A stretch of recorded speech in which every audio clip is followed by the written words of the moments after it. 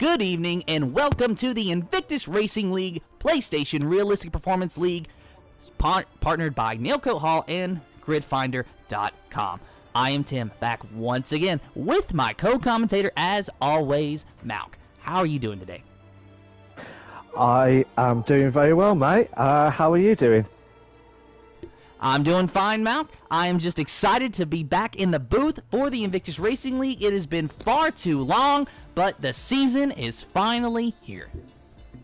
Absolutely, and it's going to be an absolute blast. Blast on the Performance League, because it's going to be so many good drivers that we've seen, returning drivers, and at the same time, it would be good to see how the newer drivers like Russman, 88, Soldier Stone, Queasy as well, joining into the Performance League for the first time. And then you got Jablik as well, so it should be good. But then also you got like the old guard, shall we say, of Spud, Nigel Gash, O'Steven as well. You got Saab. These drivers who've been there throughout many of the seasons, they'll know what to expect back. And is there any drivers that you recommend to watch this season?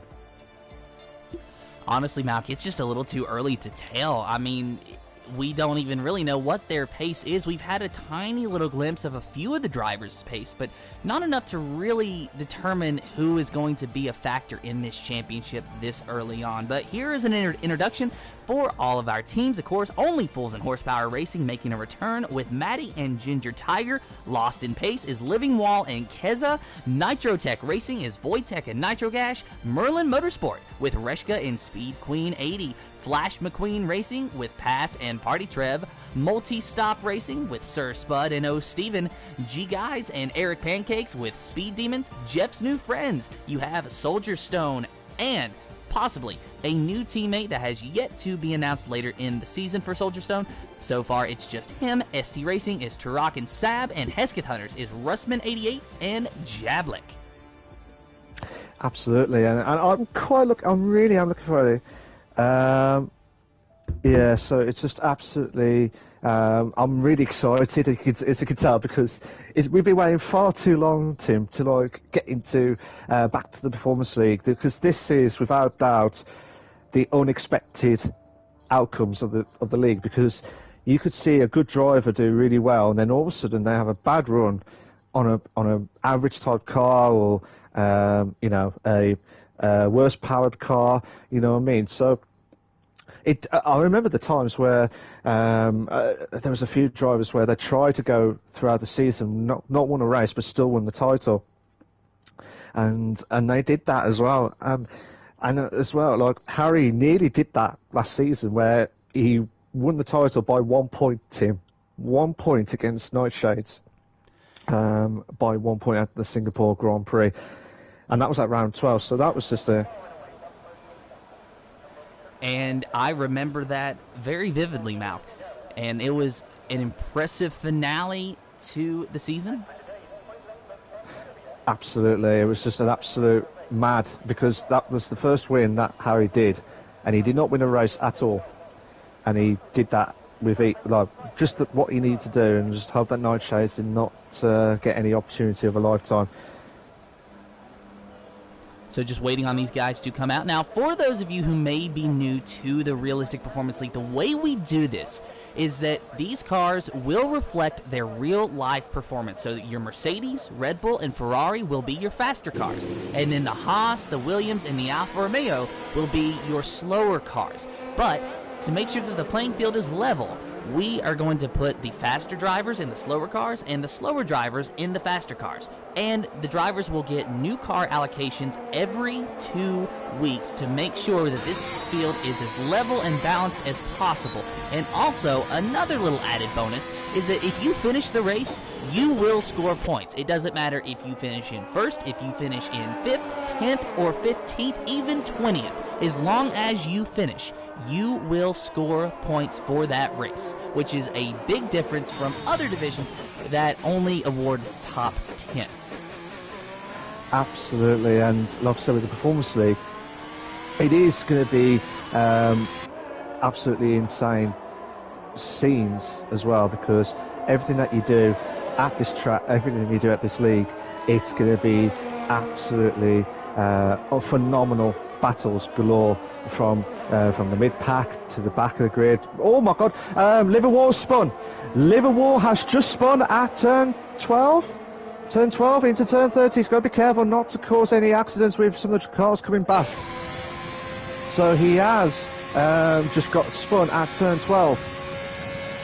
So now we're taking a look at Ginger Tiger starting his lap as he goes into turn 1. Very heavy braking here, and you got to try to keep it as close to those curbs as possible, but it's very easy to pick up a time penalty, especially if you overshoot the corner, because then you're going to cut the corner and go straight through turn 2, and then you get 3 seconds for multiple warnings. Livingwall, though, I'm sure that he has got the car turned back around. We will go back and watch him in just a moment, but Ginger Tiger is on a lap in that Ferrari, so we'll see how he stacks up. It looks like he will be the first one to set a timed lap, so he's going to be the one to set the bar. Yeah, so it'll be interesting what time he will try and do. But what we're seeing from some of the drivers this week in the PlayStation League, the Xbox League, as well as the PC League, we are aiming. We would expect to hit the 107s, which we have just seen now. Russman is 107.471 on the soft tyres. Steve has done a 108.4. Nitrocash did a 1 minute 12.1. Wojtek has done a 107.3 on the soft tyres, but in the McLaren car as well. So that is a really good time. So would we hit the 106, high 106 tonight, Tim? I don't know. I honestly do believe so, that you're going to see a few drivers there, but I don't think that it's going to be the majority. Looks like I got my wires crossed a little bit, though. Ginger Tiger was not the first one to set a lap, but he is now third quickest, a 107.485. We'll go take a look at the AlphaTauri of G Guys now. He is about to finish his first timed lap, and I will say, though, Malk, that since Wojtek is already at a 107.3, I will not be surprised if we see him break into the 106s tonight, because the longer this qualifying session goes on, the grippier that track is going to get. So you're going to see the lap times fall significantly here in about 10 minutes. Absolutely. So obviously from what we have seen as well from some of the drivers are in the medium tyres as well as the soft tyres, we have seen a few different strategies to go forward, and you can do the soft mediums. You can do the one stop, the soft to mediums, or you could do medium softs, which some of the drivers are trying to do.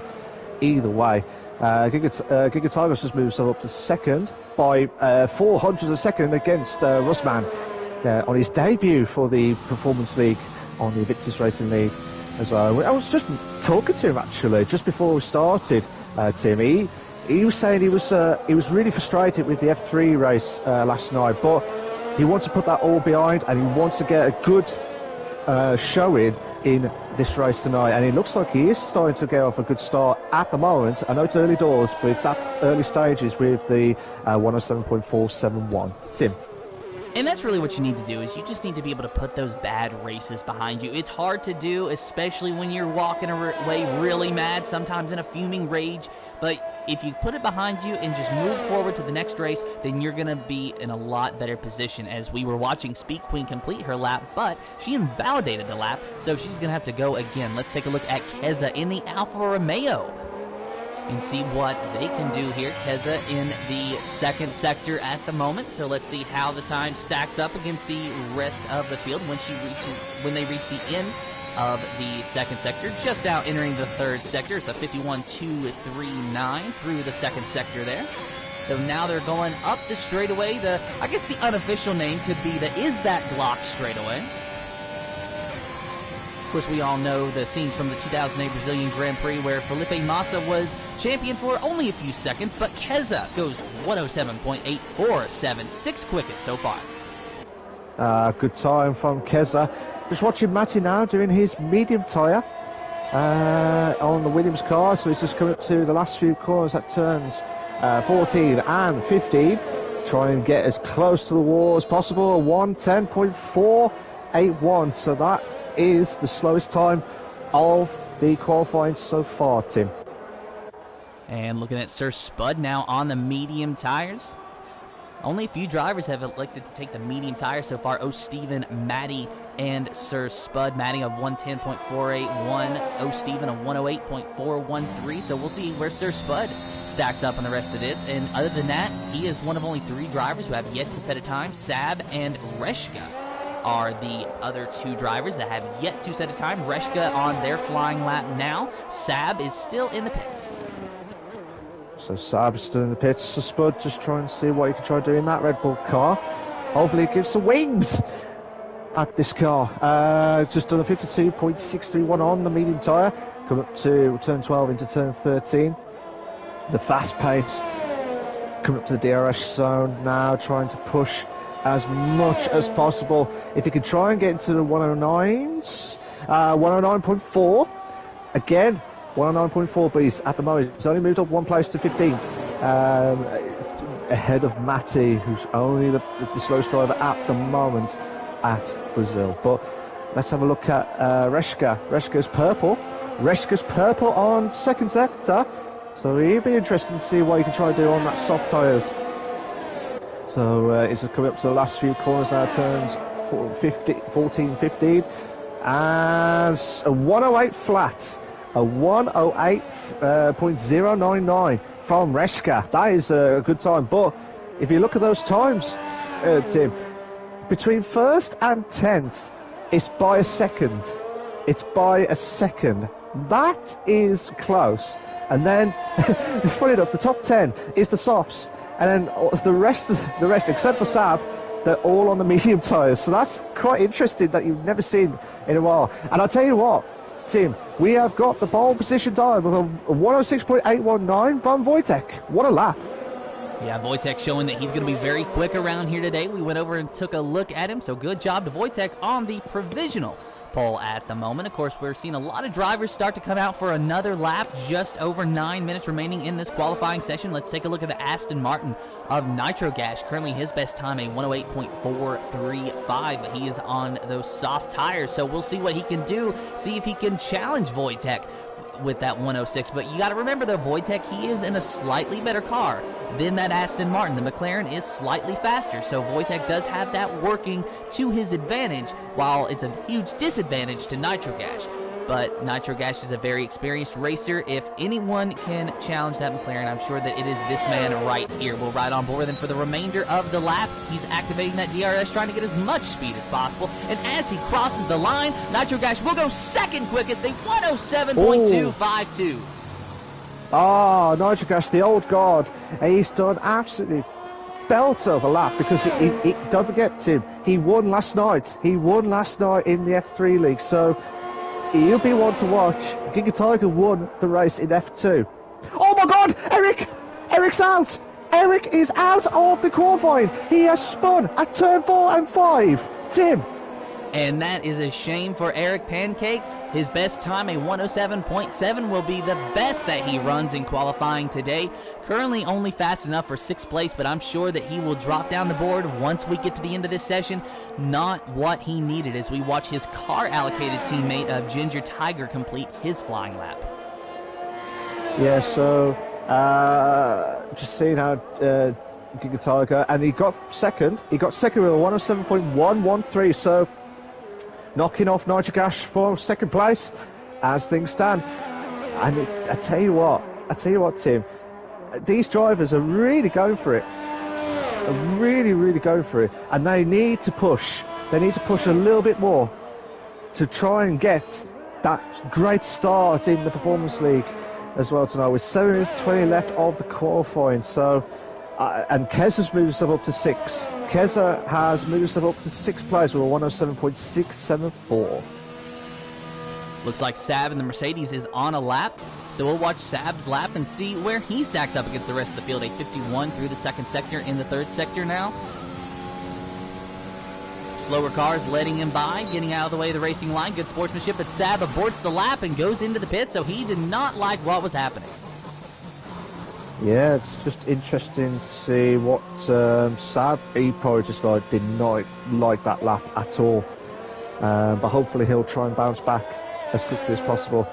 With 6 minutes 36 left of the qualifying, Wojtek is in pole position with a 106. the only driver to hit the 106 at the moment.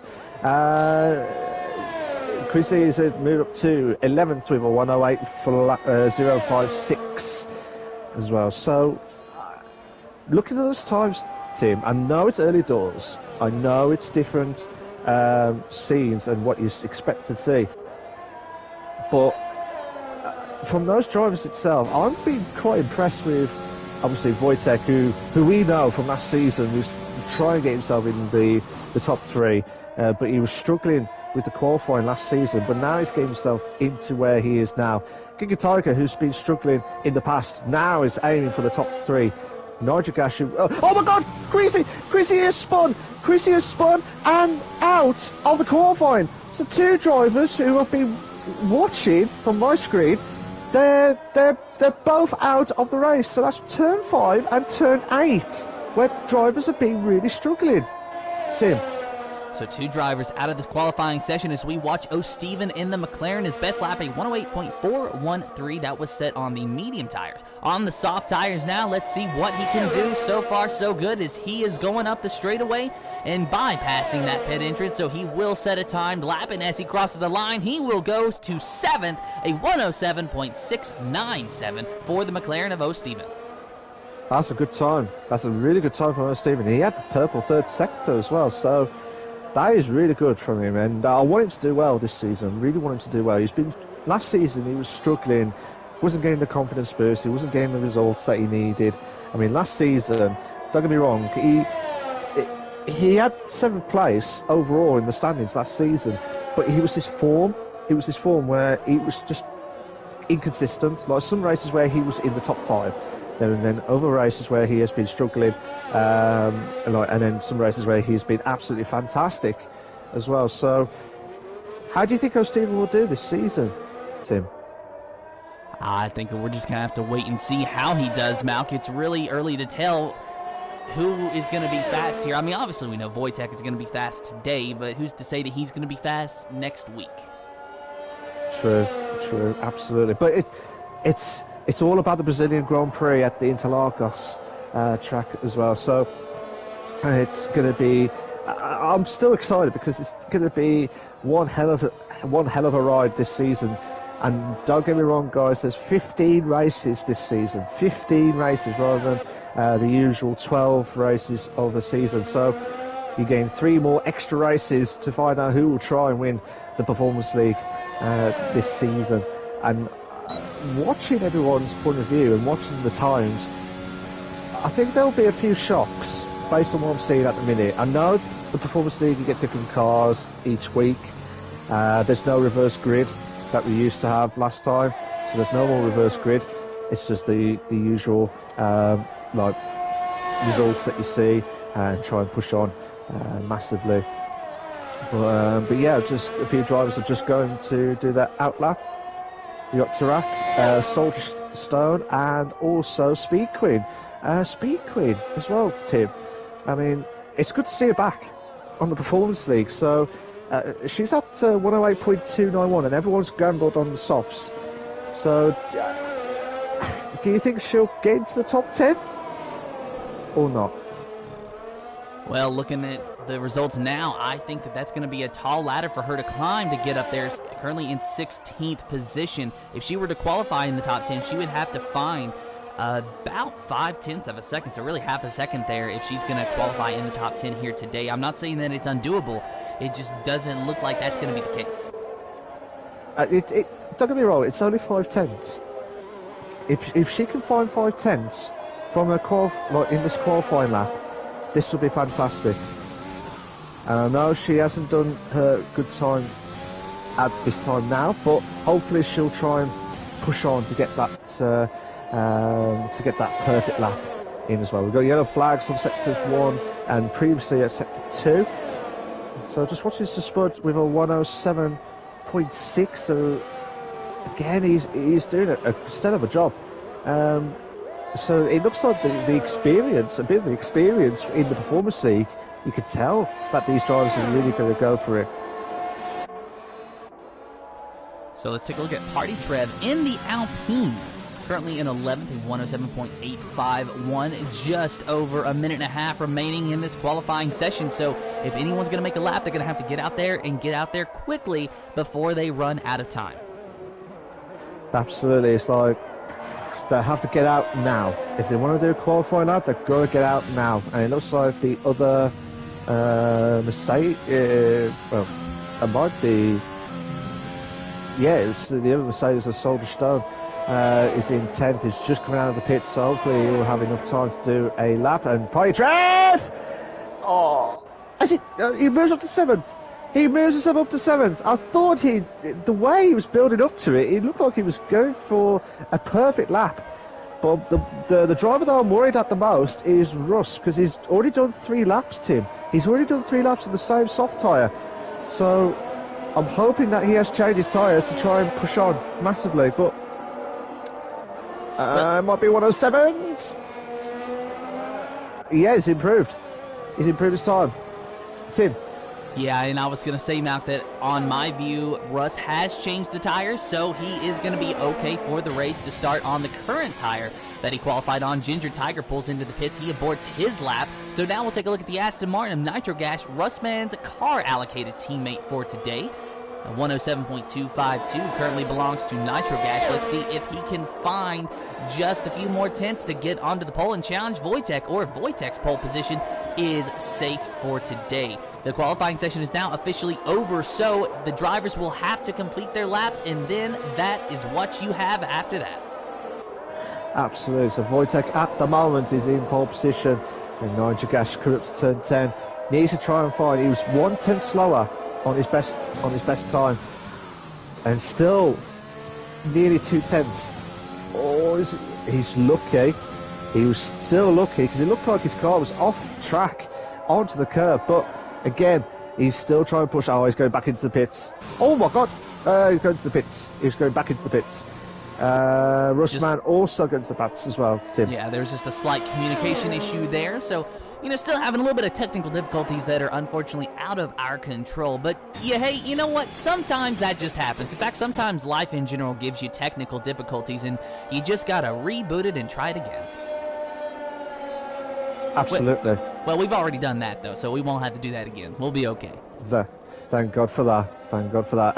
Just watch his Soldier Stone. Oh, he's just crossed the line. He will not carry on. But I think this is what we see. And Stephen moves up to 4th. Tim.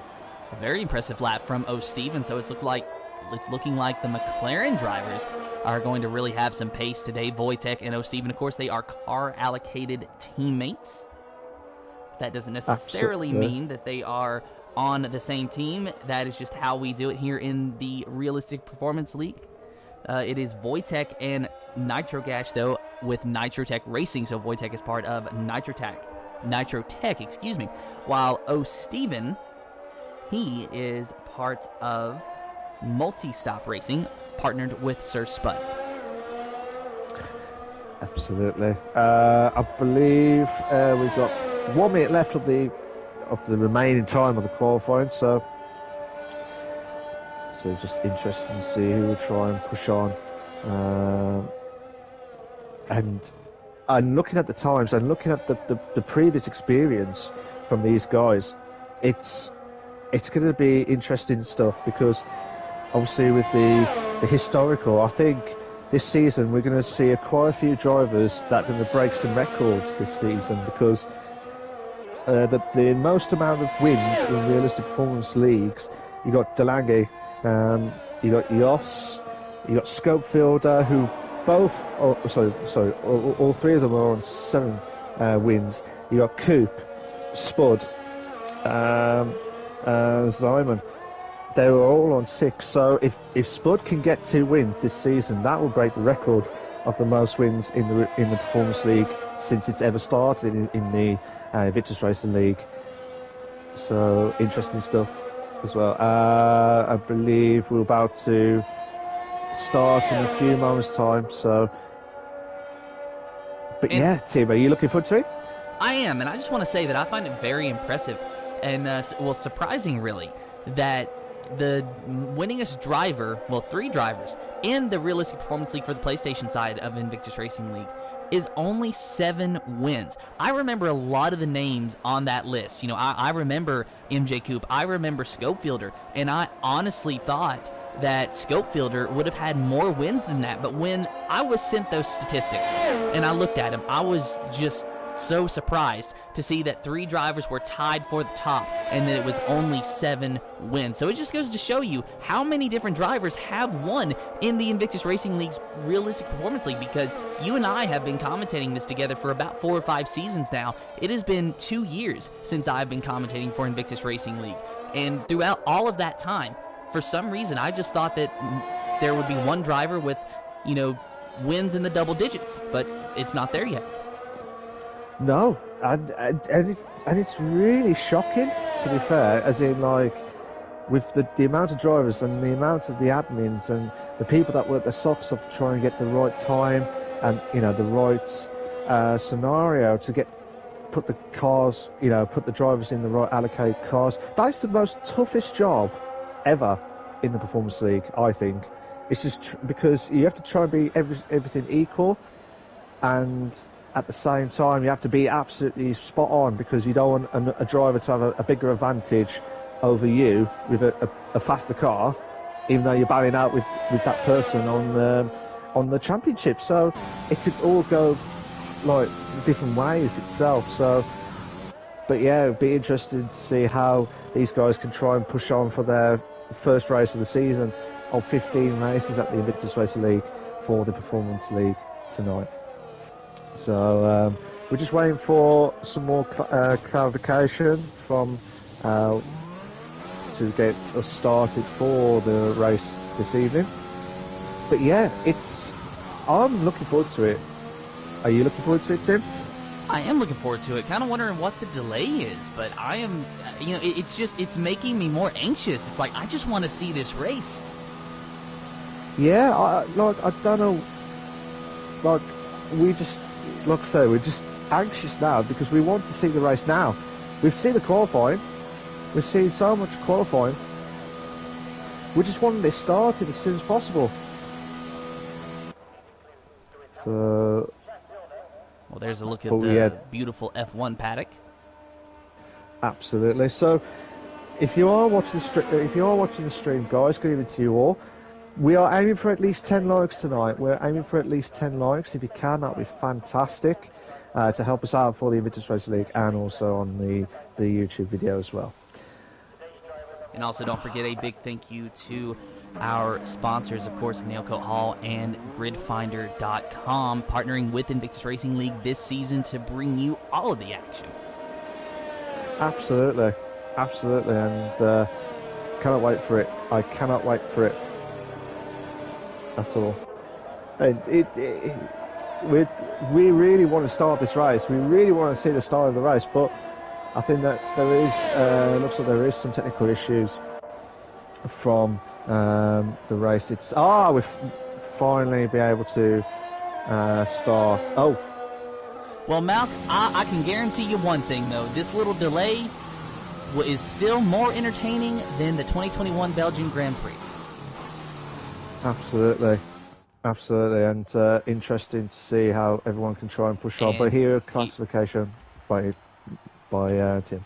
Yes, Wojtek in first, Ginger Tiger in second, Nitro Gash in third, O'Steven in fourth, Russman in fifth, Turok in sixth, Sir Spud in seventh, Party Trev in eighth, ninth is Keza, Eric Pancakes in 10th, Soldier Stone in 11th, Livingwall in 12th, 13th is Pass. Q Guys in 14th, 15th is Speed Queen 80, Reshka in 16th, Maddie in 17th, 18th is Sab. And now hopefully we will be able to get the race underway and started. It will be Wojtek lining up on the pole in his McLaren.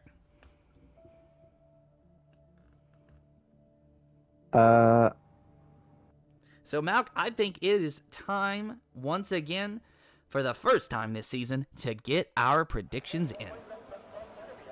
Ooh, that'd be interesting to see what's going to happen now.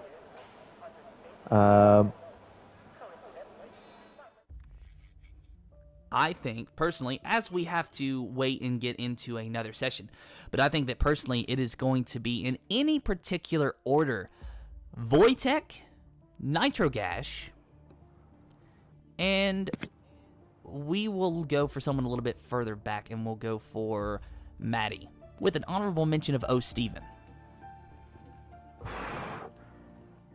That really is interesting, to be fair. That really is going to be interesting as well, because I think O'Steven can produce the goods. If he can, that'll be fantastic, but I think he'll be under a lot of pressure. I think if Giga Tiger did what he did on Tuesday night in the F2 on the PlayStation League, and with Nitrogash winning the F3, it'll be the battle of those two, I reckon. But with Wojtek, if he gets a bad start, he's going to have to watch out for those two drivers tonight, I think, personally. He certainly will. And, it's just going to be a lot to really decipher once we get into the race here, to just see who is going to be quick, because this first race is going to give us a glimpse on what we're going to see for the rest of the season. It's not going to nail down what we're going to see. There's still going to be surprises. There's always surprises here. But it's going to give us a tiny little glimpse of the drivers we need to watch out for, and maybe our championship favorites. Absolutely. I think with everything going on, and you think on paper, you think some of these drivers, with the experience that they've been in the Performance League, you think, they'll try and produce the goods and put on to a good fight to try and get themselves to do well. And it's a tough job. It is an absolute tough job. And it's like saying you watch a football team, you expect them to dominate the match and you would win, but it doesn't always work like that, because everyone will be pushing their socks off to try and get the good results, and this is their moment. This is the first race. I keep saying this. This is the first race of the season. These guys have got to produce the goods and show the whole of everyone watching the stream who is the person that will be the start of the set the pack up and running this season, Tim. We'll have to wait and see. But I need to restart everything again, so I'll be back.